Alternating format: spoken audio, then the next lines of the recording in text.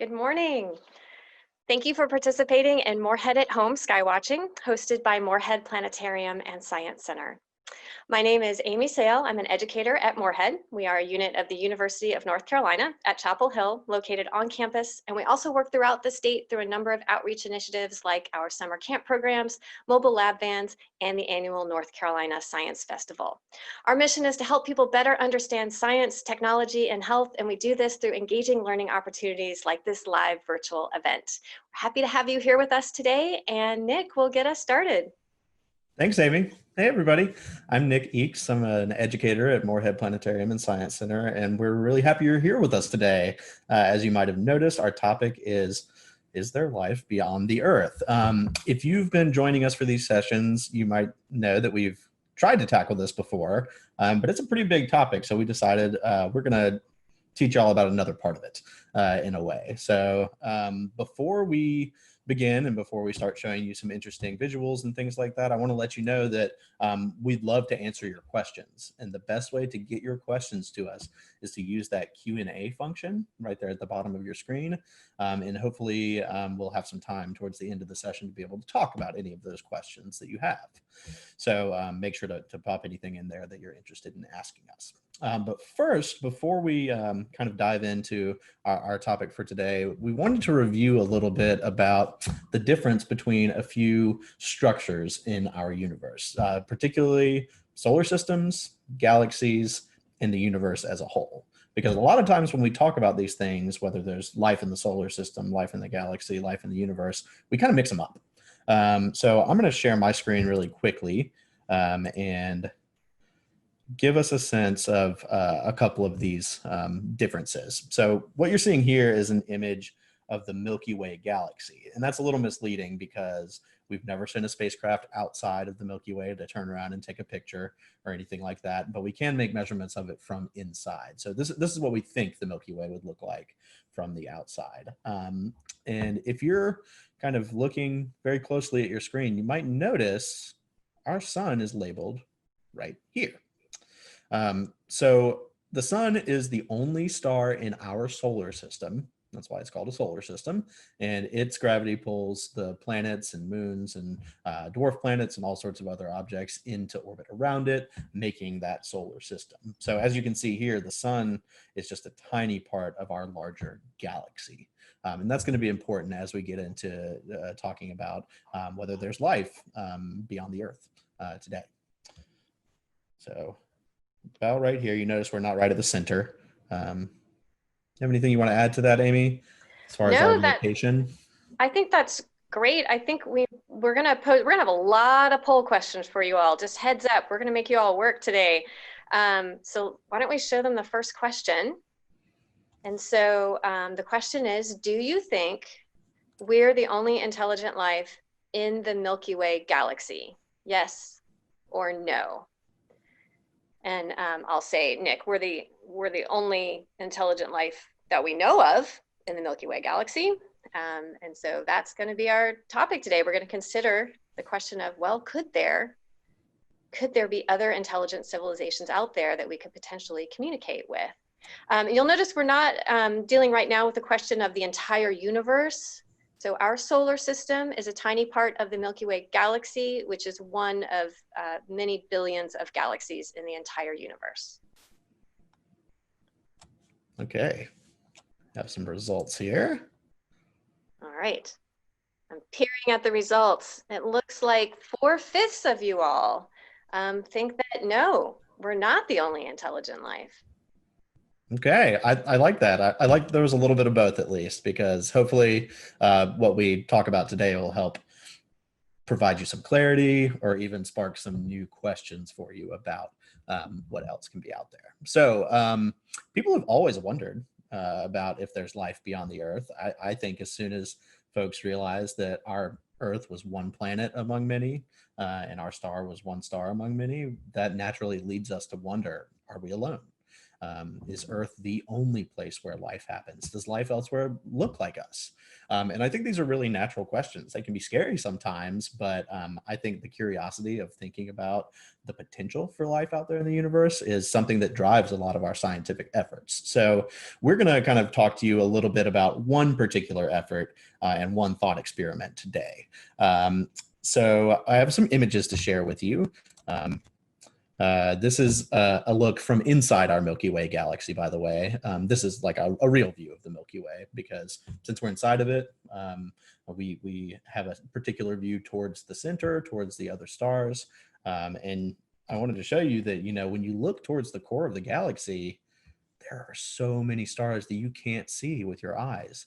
We think there's somewhere in the neighborhood of 200 billion stars in the Milky Way. So those numbers, billions, get really, really large, get really, really hard to comprehend. But I wanted to show you a couple of these things first, because we're going to start by talking about a search for life in our galaxy. And the historical context is that this particular search began before 1961, but with a meeting of astronomers in the year 1961 at the Green Bay Observatory in West Virginia. Astronomer Frank Drake, along with a whole other cohort of people, including Carl Sagan, got together to try to answer the question of, is there life that can communicate with us somewhere else in our galaxy? And the thing that kind of sparked this is that we were just starting to be able to systematically search around other stars using radio astronomy, trying to receive signals from somewhere else. And this thought experiment kind of came from that. So the group got together, decided that there were some essential questions that needed to be answered to estimate the number of civilizations that could be out there. And what came about was something called the Drake equation. So the Drake equation, just to clarify, it's not an equation that has an answer that we know. It's a thought experiment. And so it leads you through the various factors that you need to consider in order to estimate if the number of possible intelligent communicating civilizations out there in our galaxy. Yeah, that's a good clarification. There are probably lots of different ways to tackle this, lots of different ways to think about these variables. We're just going to share this one with you today and talk about some of the different pieces of the puzzle. But ultimately, with this equation, what they're trying to answer and get an estimate of is the number of civilizations in our galaxy that we can possibly communicate with. So this doesn't include what might have been happening in the past. Did life exist, say, on Mars in the far distant past? That's not quite what this equation is dealing with. We're thinking about potential civilizations that can talk to us in one way or another. So what do you think, Amy? Should we start going through some of these pieces of the puzzle here? Yeah. So the first few factors are astrophysical type factors, and Nick and I have discussed kind of what we want to put in for those variables. And just as a heads up, we're going to be asking you all to give input on all the rest of the factors. So what's up first?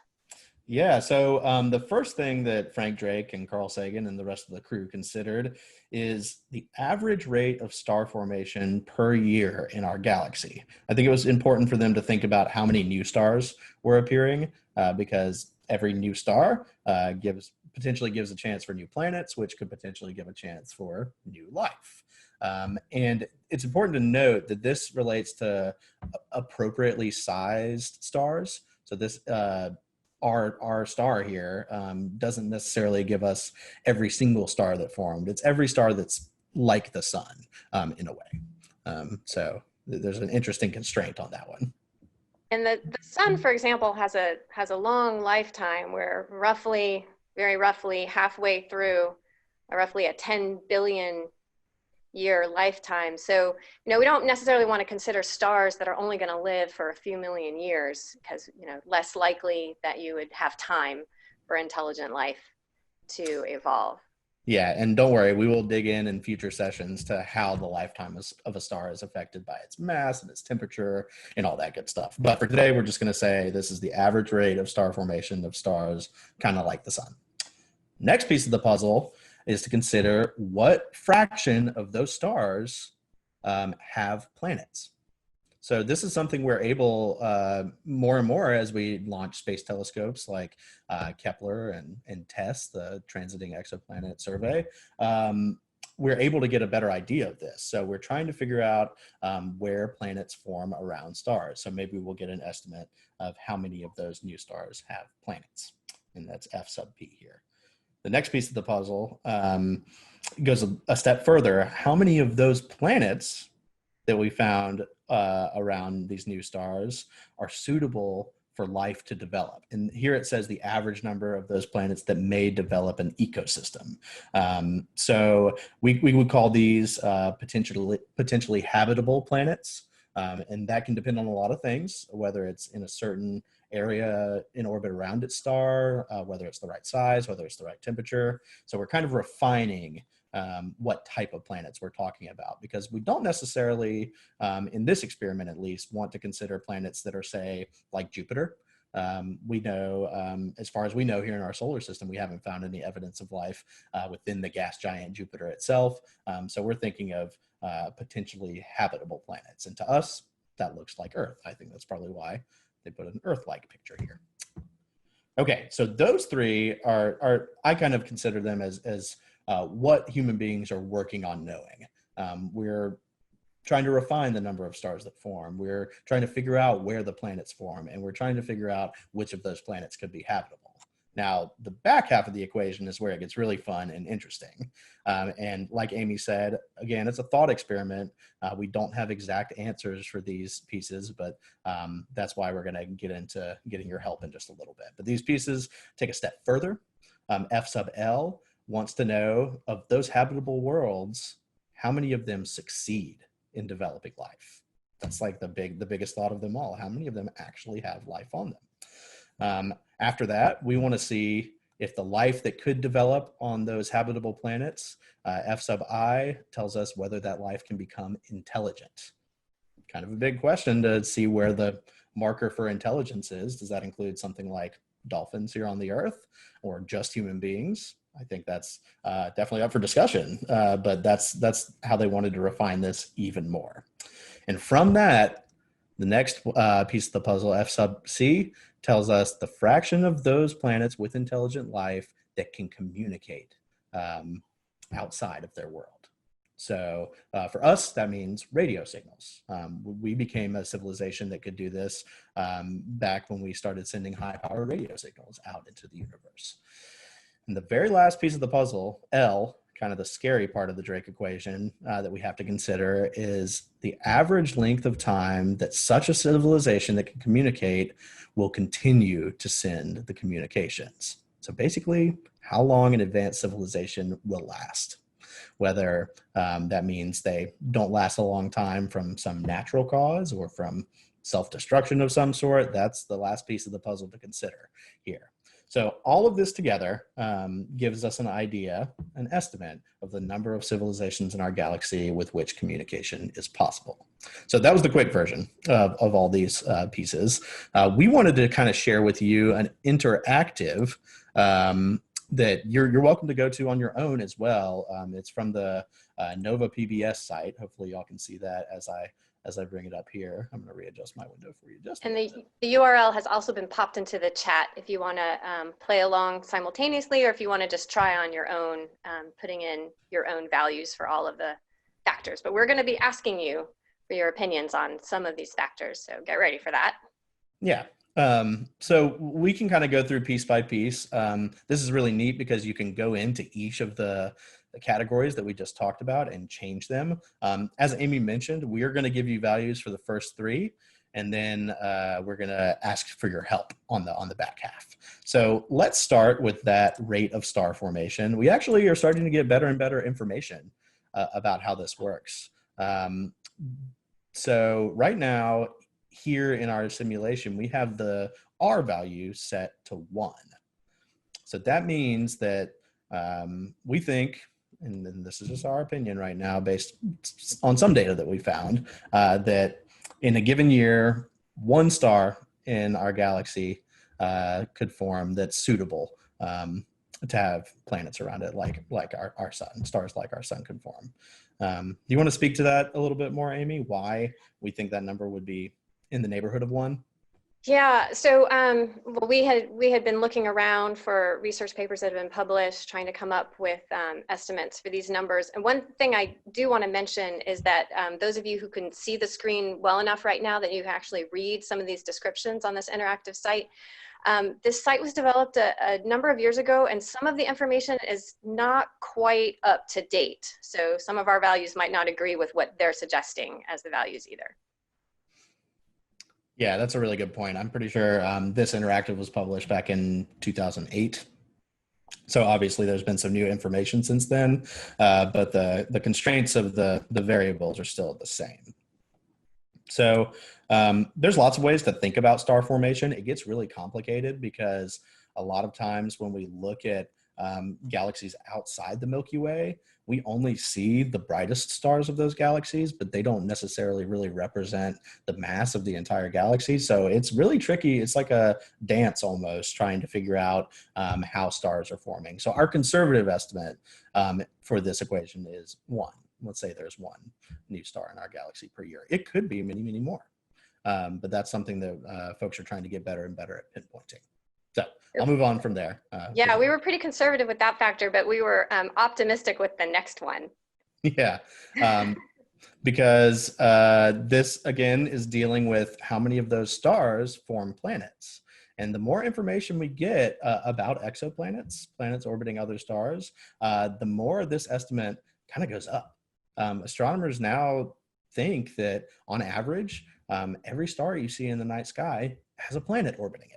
Now, that doesn't mean 100% of the stars definitely have planets orbiting them, but our star, the sun, has 8 planets orbiting it. So that definitely moves that percentage up. So here we're going to go in the opposite direction and estimate, all of these new stars, it's very likely that they're going to have a planet orbiting them. So we put that one at 100%.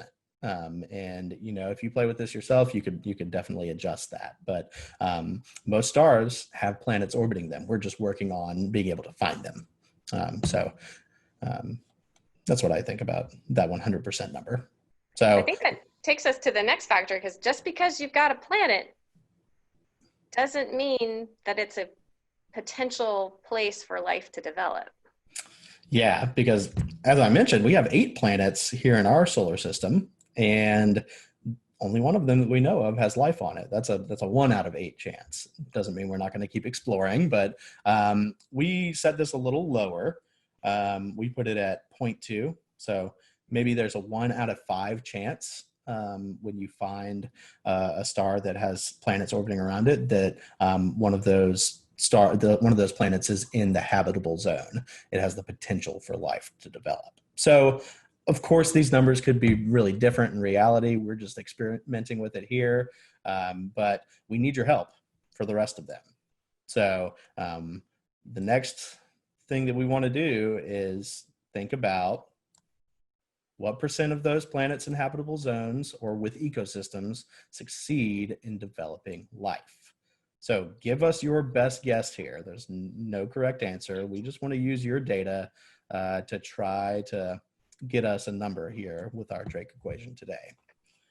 So we're giving you 5 options. If you think that, given that you've got a planet that's potentially habitable, does only 1% of those planets, only 1 out of 100 of those planets actually end up with life?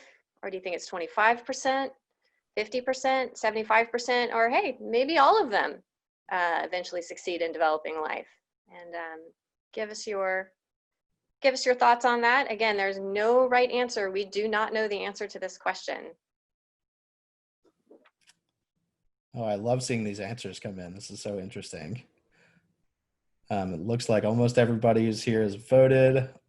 All right. So as you can see, we got a little bit of everything. I mean, we might have to do some quick math here. to find ourselves a median, because the majority of y'all said 1%. And I know that was the lowest number we gave you. But it looks like about a third of us said 25%. And then for 50, 75, and 100%, at least one person voted for those as well. So we want to respect what you put in here for our number, but we might just have to make a quick average. I'm thinking this probably brings our average about to 25%. I know that seems kind of funny because most of y'all said 1%, but let me do my quick math here, and you'll notice we can even drag our scale up right here.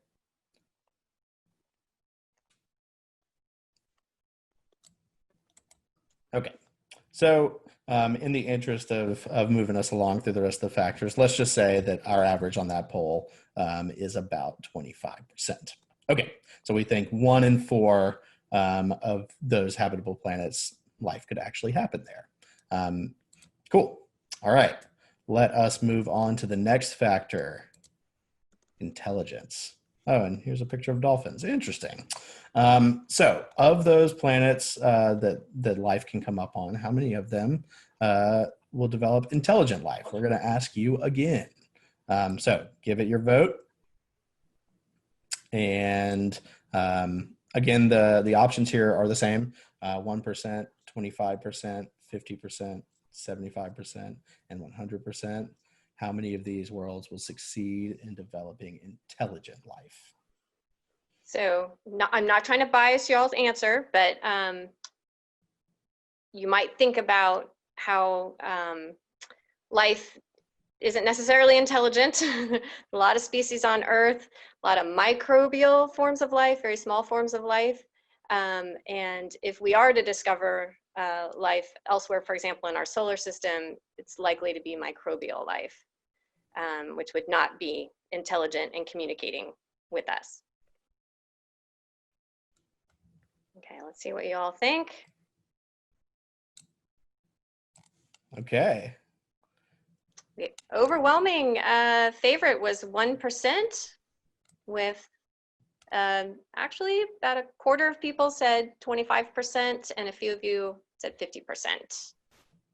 Okay, so this one looks like, if I'm using my kind of weird math that I used for the last factor, I think maybe we want to set this one at, say, 15% or something like that to account for our few votes above 1%. Let's try 15%. Okay, and of course you can try this yourself and see how that ends up changing your result. Okay, moving on. Okay, next factor here is how many of those planets where intelligence develops will develop some type of interstellar communication. So can those intelligent beings talk to us? Again, not to influence you, but here on the Earth, which is our only example of life in the universe, we've developed some sort of communication. So does that happen everywhere? Again, your options are 1%, 25%, 50%, 75%, or 100%. So we've sent out, as Nick, I think you mentioned earlier, radio and TV signals. We've actually purposely sent messages before. We once beamed the Beatles song across the universe in the direction of the North Star. We've sent a message to a globular star cluster, M13. None of those messages have made it to those places yet, by the way. They travel at light speed, but stars are really far away. Okay. Yeah, we have some conservative estimates. It's hard to think about life existing somewhere else. I actually really appreciate our low numbers here in a way. Tells us a little bit about how special the Earth is, that's for sure.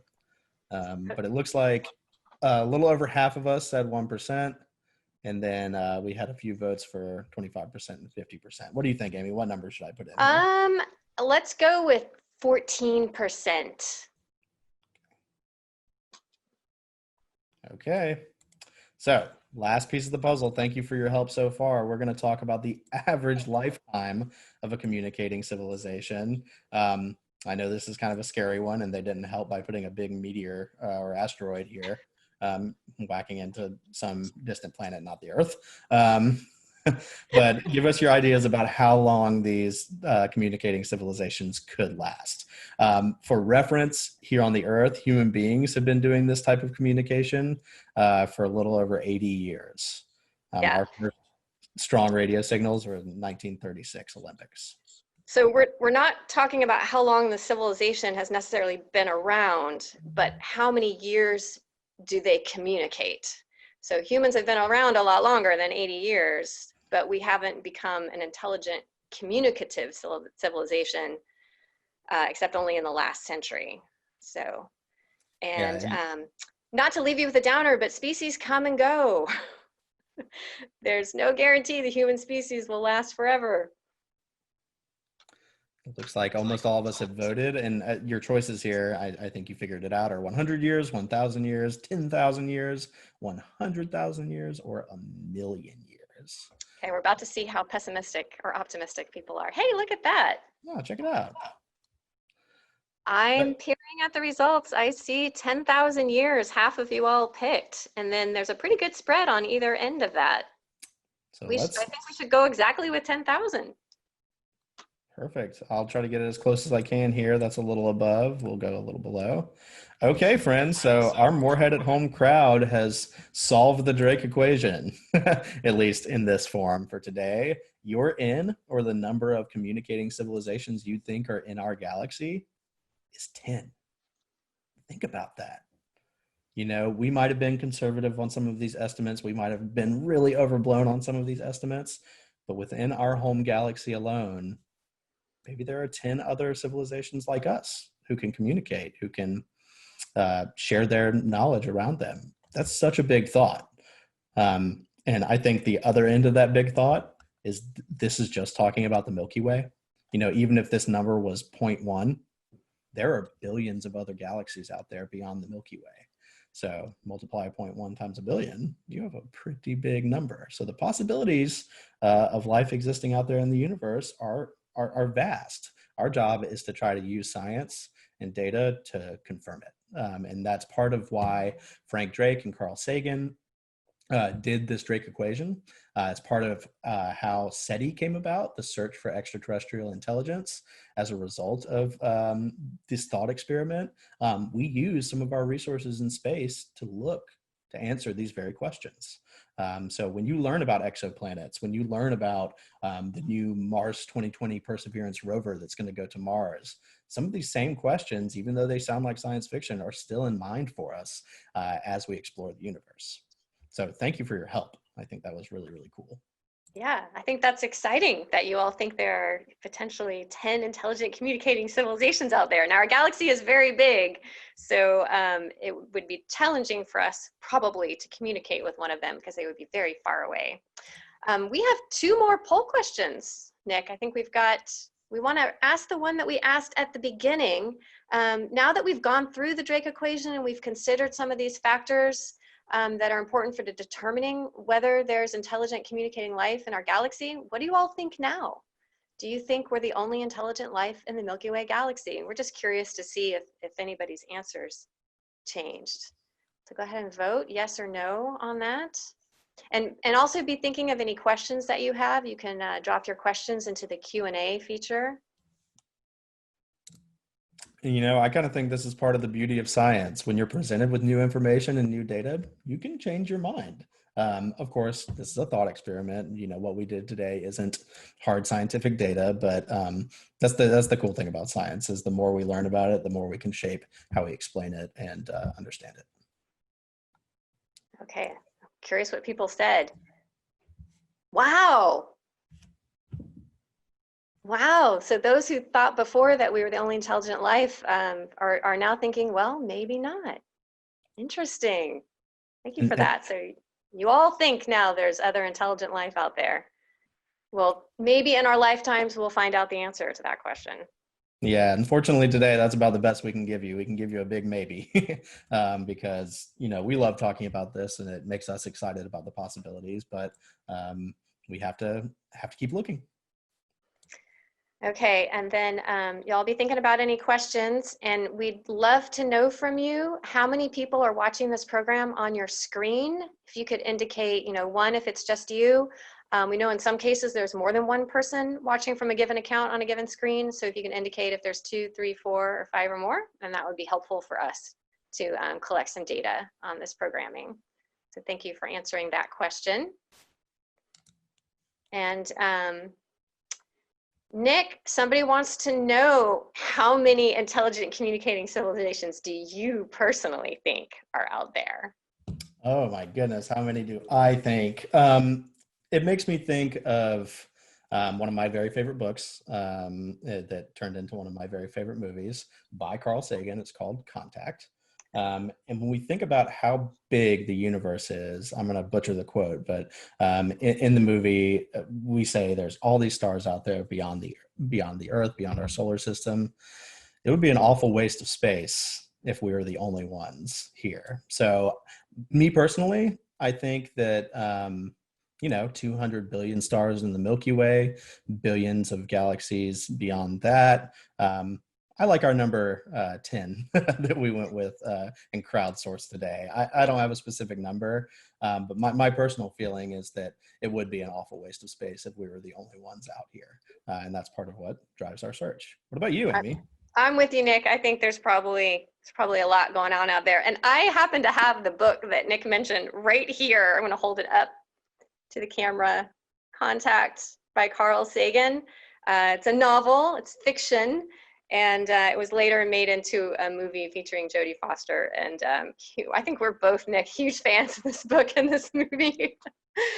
And so something for your quarantine time to read or watch if you'd like. And it's a really interesting premise. I don't want to give too much away, but there is a signal coming from a star. Fictional. Remember, this is not a science story. It's a science fiction story. But the signals are coming from the star Vega, and we can show you that star. And I think we got a session next Tuesday. We'll do June Carolina skies, and we can show you that star among others that you can see in the sky this month. Yeah, and I could talk about that book for a whole session, but it's kind of interesting that, the fiction novel that Carl Sagan ended up writing seems to definitely be informed by the Drake equation, this thought of how could somebody communicate with us. So sometimes it's connected in that way. And that's nice. On that note, my friends, thank you for all of your questions. Thank you for all your help with the polls. But we are just about out of time. So as Amy mentioned, please join us next Tuesday at 10 a.m. We're going to talk about the June Carolina skies. So we'll get back to a little bit of stargazing and sky watching for you.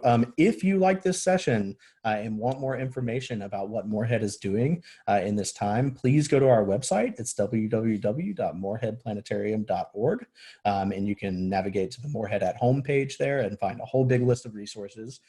These sessions are recorded and posted on our YouTube channel, so feel free to search Morehead Planetarium on YouTube and check out our virtual playlists. And we're on social media, whether it's Twitter, Facebook, Instagram.